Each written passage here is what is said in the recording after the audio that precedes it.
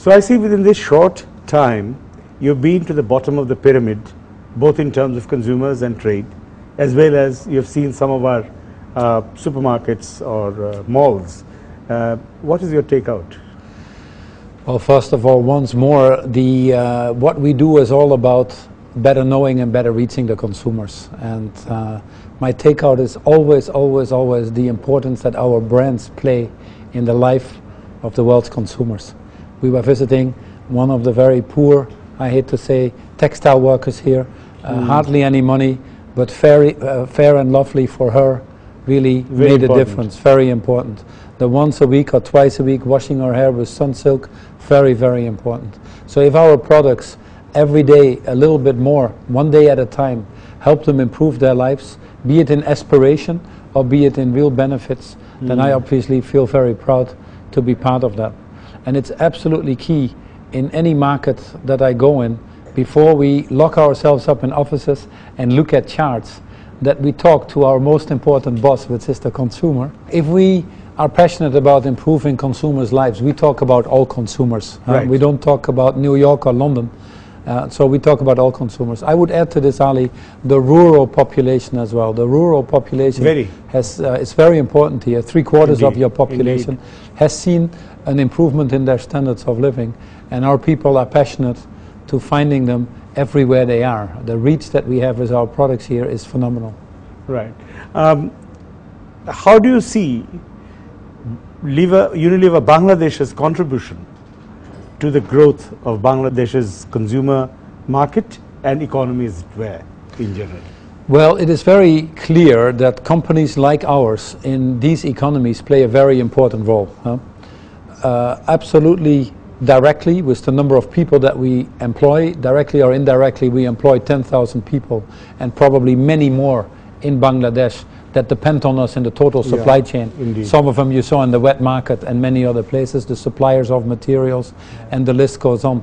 We've done some studies in different countries, South Africa, Vietnam, Indonesia, and with the same sort of presence, 1 to 2% of the country's GDP actually is represented by companies like ours. So coming in with the right products, creating the employment, but setting the standards. Our labor standards, our health and safety standards, our product standards, our way of doing business, transparent and honest, lift the country without any doubt. And then equally importantly for us is to do that for the long term. We can only succeed in environments that are long-term successful. Yeah. I always say business cannot succeed in societies that fail. So as we build our brands, we also ensure that all of our brands tie in with long-term good causes. We have the Fair and Lovely Foundation for Women Empowerment. We have the Lifebuoy hospital boat that goes around. We have the Pepsodent buses that provide hygienic oral care. And it's very important to us that these brands actually take on a role that goes beyond just selling the benefits, but a broader role to obviously improve society for the long term. And these are all tremendous benefits for a country like Bangladesh, or any country for that matter, that I think comes with our freedom to be here, is that responsibility. I've always remind people of a book I read, In Search of Meaning, from Viktor Frankl. I don't know if you've had the opportunity to read that. In that book he said something that really caught my attention.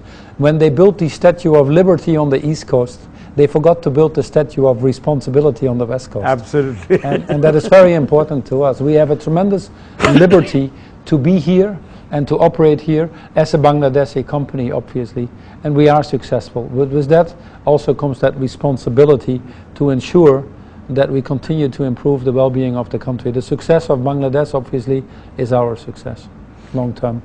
Generally speaking, how is the investment climate, do you think, in Bangladesh? Well, I think if you just take a step back, which I obviously do before I go to a country and I get the readings from the country, so they prepare us a little bit for the situation. You've had a constant improvement of about 6% in your GDP, and that has been fairly consistent. So there is a certain resilience here in Bangladesh that makes the economy improve.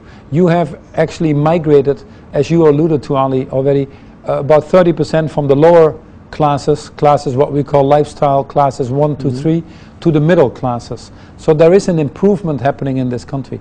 But to be long-term successful, in any country for that matter, you need operating systems that are transparent.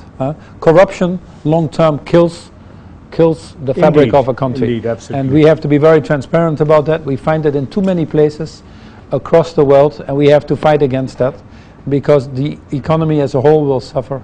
And likewise here, the infrastructure is obviously a challenge. There's a significant improvement that we have seen, but the infrastructure could obviously continue. We have to continue to strive for making that better, to have an efficient flow of goods in the country. Unilever Bangladesh making any footprint in the operation of Unilever World? Oh, absolutely, absolutely. It's not only the numbers, you see, because you can have big numbers and small ideas, or you can have small numbers and big ideas. I come from the Netherlands, which is a fairly small country. It doesn't bother me.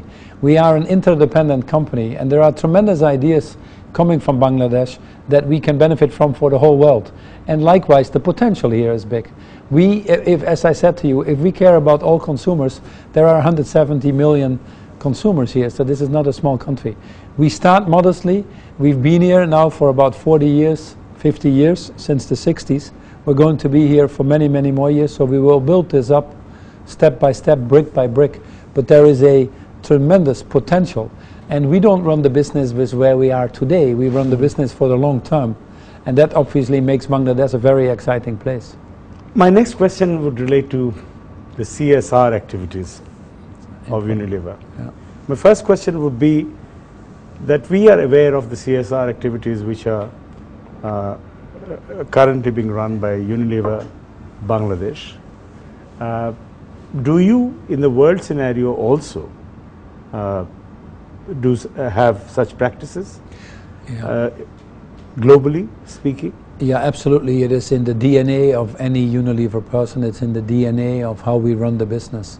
It's very important to us that as we successfully participate in economies, that we also give back to these communities, often via our brands. I think the biggest CSR, obviously, effort that we do, which we should not underestimate, is provide the brands that improve consumers' lives, provide the work that comes with it, the standards that we talked about. That probably is the biggest impact. But on top of that, the intrinsic quality of the company itself and its brands. Absolutely, absolutely. And the training and development of our people in any country in the world, you will find Unilever being one of the most desired employers, and basically an academy of talent for many other businesses over time as well. So the influence that we have, which you could definitely put under the umbrella CSR, is enormous. But we go beyond that.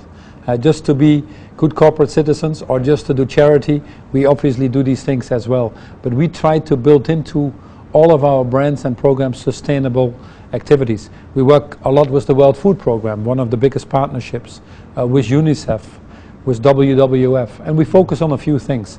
We've set ourselves a very aggressive ambition, which is to double our business. I know that you work in the sector of hygiene. Washing of hands. Oh, absolutely. Is big. Yeah, it's a very good example with UNICEF. 6 million children die before the age of 6, and it's basically hygiene, the cause of that. You can cut it by half just to teach them how to do hand washing. Yes, we have 1 million kids a year in places like this, mainly the emerging markets, that we teach hand washing. We have a major hand washing campaign in Bangladesh as well, and that obviously immediately improves consumers' lives, saves lives, if you even go to the real essence of it.